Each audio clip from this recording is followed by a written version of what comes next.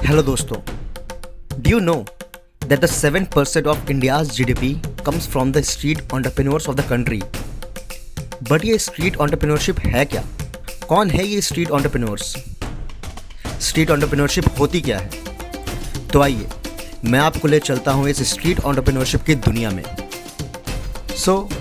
क्या होती है स्ट्रीट एंटरप्रेन्योरशिप?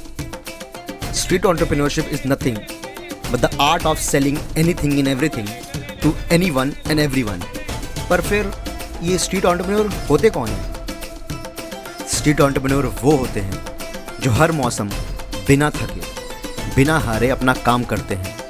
वो जो मुश्किलों से रोज़ हाथ मिलाते हैं, वो जिसको कोई और रोक नहीं पाता, क्योंकि उसका जोश और उसका नेवर गिविंग अप एटीट्यूड ही बनाता है उसे असली Hustler, the real Hustler.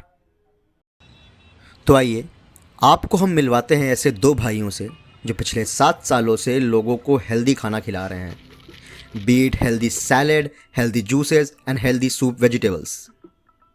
Sonu and Sushil. Sonu was a corporate मजदूर and was working at a well-known company. Then one fine day he thought कि मैं क्यों किसी और के लिए काम करूं? क्यों ना जो मेहनत मैं किसी और के लिए करता हूं वो अपने किसी काम में लगाऊं और अपना खुद का मालिक बन जाऊं।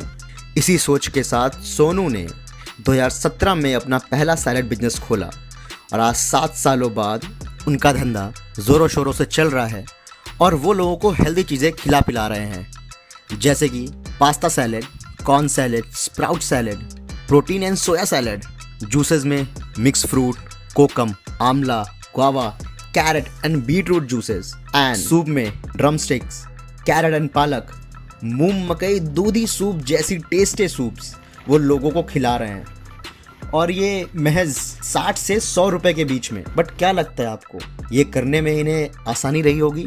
जी नहीं, इन्हें BMC को 1200 से 3000 तक का फाइन भरना पड़ता है। लेकिन इसके बाद भी वो रोज़ अपनी दुकान खोलते हैं और लोगों को ये सूप, ये सैलेड, ये जूसेस खिलाते पिलाते हैं, क्योंकि वो ये करना चाहते हैं। तो आइए दोस्तों, चलते हैं हेल्दी सैलेड्स और हेल्दी सूप से हेल्दी जूसेस और मिल्क शेक्स की तरफ। और हमारी ये ज़रूरत पूरी करते हैं मिस्टर श्रवण गुप्ता जी, जो पहले एक फ्रूट वेंडर हुआ करते थे और फिर 2005 से यानी पिछले 19 सालों से ये दुकान चला रहे हैं और हमको जूसेस और मिल्क शेक्स पिला रहे हैं। और इस काम में इनकी मदद करते हैं इनके दोनों बेटे, जो वैसे तो हमारी आपकी तरह एक स्टूडेंट हैं, लेकिन फ्री टाइम में अपने पापा की मदद के लिए हमेशा हाजिर रहते हैं। इनकी डेली सेल्स लगभग 800 की होती है और महीने की कमाई लगभग 24,000। इनके पास वैलिड लाइसेंस होते हुए भी इनसे हफ्ता, फाइन ये सब लिया जाता है। और इसी तरह अपने डेली स्ट्रगल्स को फेस करके, उन्हें पार करके ये अपने दोनों बच्चों को पढ़ा रहे हैं और अपना घर भी चला रहे हैं। बहुत हो गई ये हेल्दी बातें, आइए अब कुछ चटपटा हो जाए। मुंबई के हर गली और हर कोने में चटपट और फटाफट मिलने वाला खाना, सबका पसंदीदा, सबका फेवरेट, वड़ा पाव। और ऐसे ही एक मशहूर वड़ा पाव बनाने वाले की कहानी है, जिनका नाम है राजभशन कामले, जो अपने पापा की बनाई हुई दुकान को संभालते हैं और उसे नई ऊंचाइयों पे ले जा रहे हैं। Rajbhushan used to work at a pharmaceutical company, a chemistry graduate who owns a cosmetic company but handles the vada pav stall as well. His father was a mill worker and a 10th fail and was the original founder of the vada pav shop. 1980s में worker strike के बाद उन्हें काफ़ी financial problems face करनी पड़ी और तब उन्होंने ऑटो चलाने का डिसीजन लिया। 1980 से 86 तक ऑटो चलाया, पर फिर उन्हें लगा कि ऑटो चलाने से उनके खर्चे पूरे नहीं हो पा रहे और वो अपनी फैमिली की नीड्स को पूरा नहीं कर पा रहे हैं। बस फिर क्या था, अपनी वाइफ के साथ मिलकर उन्होंने तिलक नगर में अपनी एक छोटी सी दुकान खोली और लोगों को वड़ा पाव खिलाना शुरू कर दिया। उन्हें किसी और की ज़रूरत नहीं थी, क्योंकि उन दोनों में ही जुनून था और ज़रूरत भी। और हाँ, उससे ज़्यादा इम्पॉर्टेंट बात कि उन्हें वड़ा पाव बनाना भी आता था। अपने काम की शुरुआत से ही वो अपने खाने की क्वालिटी पे ही ध्यान देते आए हैं और अपने वड़ा पाव को ज़्यादा से ज़्यादा ऑथेंटिक रखते आए हैं, क्योंकि वड़ा पाव सिर्फ एक खाना नहीं, मुंबई की और उनके कल्चर की पहचान थी। अपने हाथों से मसाला घिसने से लेकर अपने हाथों से वड़ा पाव बनाना और लोगों को खिलाना ही उनका धर्म और उनका कर्म बन गया था। फिर बढ़ती उम्र और समय के साथ वो अपने बेटे को दुकान पे बैठाने लगे और उसको धंधा करना सिखाया और बताया कि कोई भी धंधा छोटा या बड़ा नहीं होता और धंधे से बड़ा कोई धर्म नहीं होता।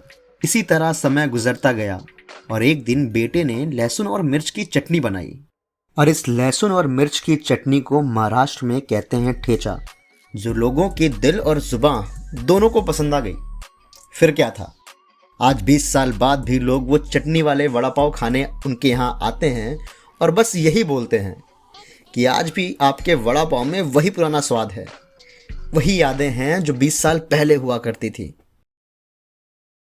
अब अगर हमने चटपटे खाने की बात की ही है तो हम सबके पसंदीदा गोलगप्पों को कैसे भूल सकते हैं।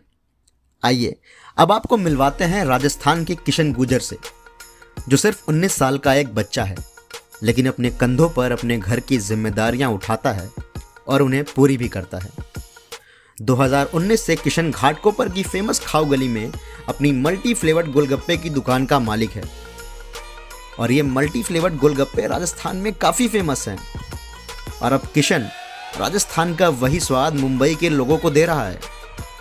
ग्वावा, गार्लिक, मिल्ट जैसे कई फ्लेवर्स के साथ साथ वो लोगों की जिंदगियां चटपटी कर रहा है और छोटी छोटी खुशियां पानी के बताशों में भरकर लोगों तक पहुंचा रहा है और इसी तरह लोगों की लाइफ चटपटी करते हुए अपना घर भी चला रहा है।